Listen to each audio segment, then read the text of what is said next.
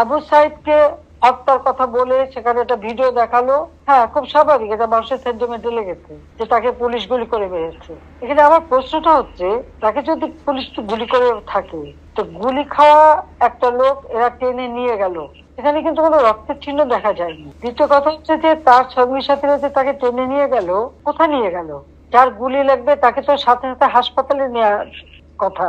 হাসপাতালে নেবে, অপারেশন করবে, বুলেট বের করবে, তাকে বাঁচাবার চেষ্টা করবে। আবু সাইদকে কিন্তু হাসপাতালে নেয় নাই, নিয়েছিল প্রায় 4-5 ঘন্টা পরে। 4-5 ঘন্টা পরে হাসপাতালে নেওয়ার পর ডাক্তাররা যখন চিকিৎসা করে তখন সে মৃত্যুবরণ করে।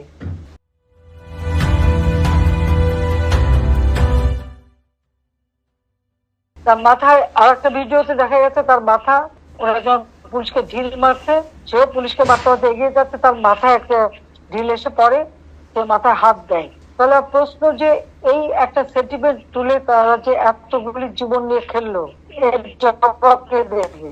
আমরা যে জুডিশিয়াল কমিটি করে দিলাম এই হত্যা তদন্ত করতে, আজকে